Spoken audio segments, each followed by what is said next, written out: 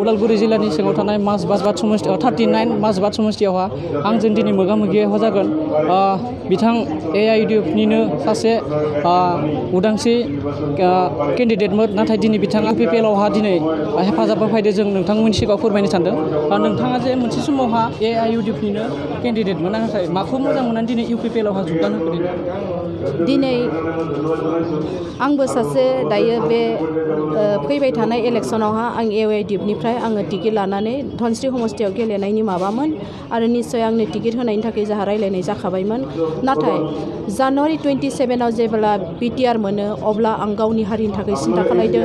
आरो बेनो जाबाय मा मोनब्रै जिहेतु NDPआ सारेन्डार खालायनानै जिहेतु सक्ति खालायनानै लाबोबाय जोंनि हारिनि थाखाय आरो जोंनि गोजोनथिनि थाखाय दिनै जोंनि फिसाफ्रा दिनै NDP माने मा जोंनिनो आंबो सासे आइजो आंनिनो फिसाफोर बिनि थाखाय आं बिसोरनि दुखुखौ बिसोरनि गोबां बुस्थु सहायनानै बिथांमोना गावनि गासै जिहेतु संसारनि साननाय लुबैनाय गासैखौबो गारनानै हारिनि थाखाय मावबाय बिनि थाखाय आं गोबां सिन्था खालामनानै आङो AIUDFखौ गारनानै आङो UPPL आव जइन जादों 5 तारिखआव आङो बालिसान्दायावहाय आङो जइनिं जादों आरो जइनिं जानायजों आं हारसिं नङा आं गोबां UDFनि गासै सोद्रोमाखौबो लाबोनायजों लोगोसे आङो जइन जादोंमोन आरो बेनो जाबाय जे मा जोंनो गोजोन नांगौ आरो जोंनि जिहेतु साननाय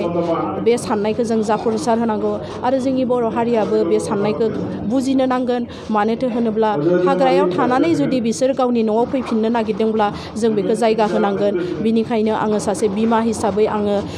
गोबां गोजोननाय मोनदों जिहेतु जोंनि NDP साफ्रोमबो न'आव फैफिनबाय आरो बिनिखायनो आं साफ्रोम रायजो राजा जोंनि आंगो लोगो बा आंनि आइजो बिमा बिफा गासैखौबो आं खावलायदों जे गासैबो गावनि बेसेन गोनां भटखौ UPPL आव भट होनानै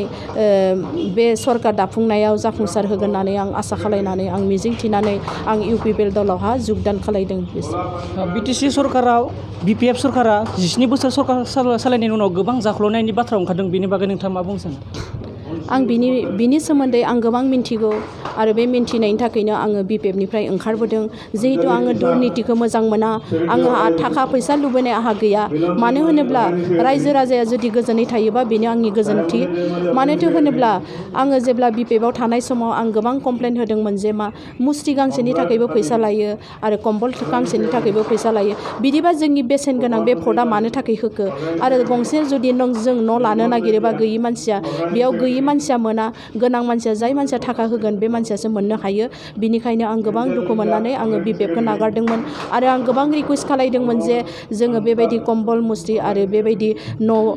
आइवे न' होनायाव जाहाथे जेन फैसा लाया होननानै आं बहुद रिक्वेस्ट खालायदोंमोन नाथाय जों बे BPF दोलोनि हान्जानि साननो गोरों मानसिफ्रा बे आंनि खावलायनायखौ लानो हायाखैमोन बिनिखायनो आङो BPFखौ नागारनानै आङो UDF आव थांदोंमोन आंनि UDFनि थांखियानो जाबाय मा BPFखौ फेजेननांगौ आरो बेबायदिनो जोंनि साननाय बायदिनो मिथाराम बसुमतारीखौ जों फेजेननो हादोंमोन जोंनियावहा जोबथा सोंथि 27 जानुवारियाव BTR एकर्ड जादोंमोन नाथाय बे एकर्डखौ BTCनि चिफ हाग्रामा महिलारि बिथाङा जेबो गैया होनना बुंदों बिनि बागै मा बुंनो सानो नोंथांमोना गासैबो मिन्थिगौ